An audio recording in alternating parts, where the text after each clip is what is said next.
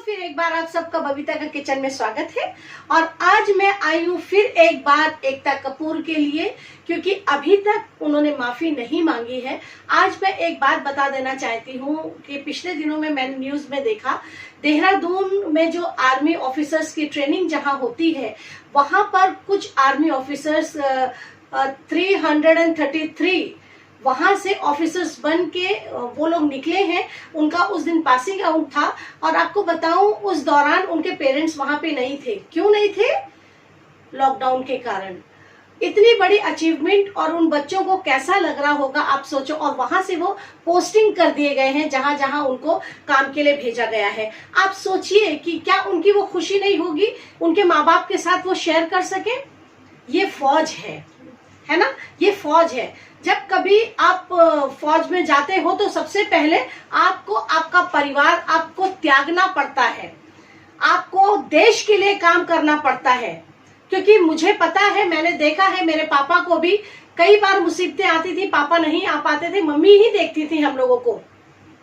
और आज मैं आपको एक बात बताऊं, चाइना से जब लड़ाई हुई लद्दाख में, पता है क्या हुआ? हमारा एक आर्मी ऑफिसर मारा गया और 2 सोल्जर मारे गए। उन लोगों ने 11 चाइनीज लोगों को लथाड़ा है, उन्हें मारा है, मार डाला है। लेकिन आप सोचिए, ये फौज की ही वजह से, ये इन आर्मी वालों की वजह से मैं और आप सेफ हैं।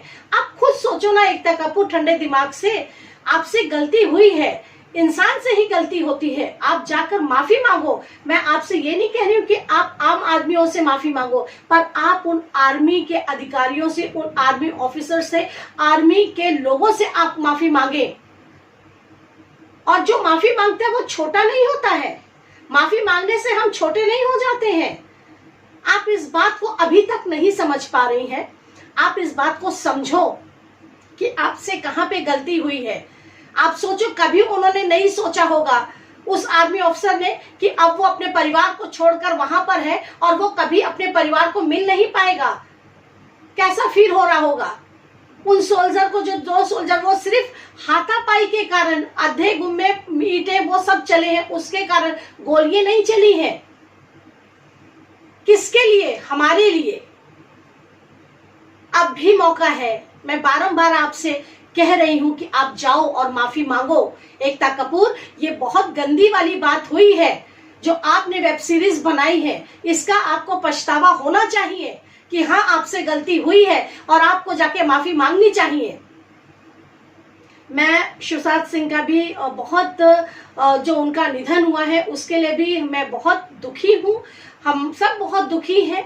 उनके पेरेंट्स को देखकर, उसके स्पेशली उसके पापा को देखकर बहुत अफसोस हुआ है कि ये जो हुआ है वो बहुत बुरा हुआ है। हमारे भारत ने एक बहुत अच्छा सितारा खो दिया है। इसीलिए एक दूसरे से बातचीत करते रहें, कांटेक्ट में रहें, ताकि कोई ऐसा काम ना करे। कोई भी किसी भी दुख में हो, किसी भी तकलीफ में हो, अगर हम उसके साथ में बातचीत करते रहें तो वो वैसा नहीं कर सकता है। तो मेरी तरफ से सुशांत को बहुत बड़ी श्रद्धांजलि। और बाकी मैं आप सबका बहुत आभारी हूँ जो लोग मुझे कमेंट्स करते हैं। एक आधा जो लोग मुझे कमेंट्स करते हैं वो कुछ अजीब तरह की बात करते हैं, मुझे उसका जवाब देने की जरूरत नहीं है।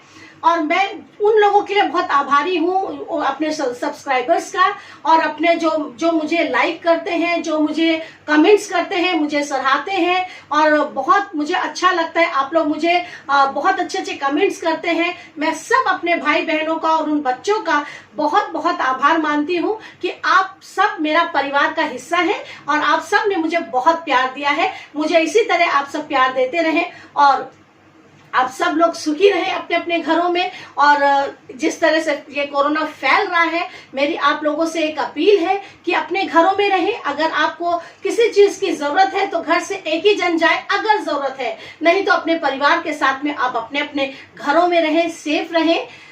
मेरी सिर्फ यही आप सब के लिए एक ढेर सारी दुआएं हैं कि इस तरह आप लोग अपने अपने घरों में रह करके और एक अपने परिवार को समय दे सके। मेरा बहुत सारा प्यार, बहुत सारा आशीर्वाद आप सबके लिए। फिर एक बार जय हिंद, जय भारत, जय Maharashtra. God bless you all.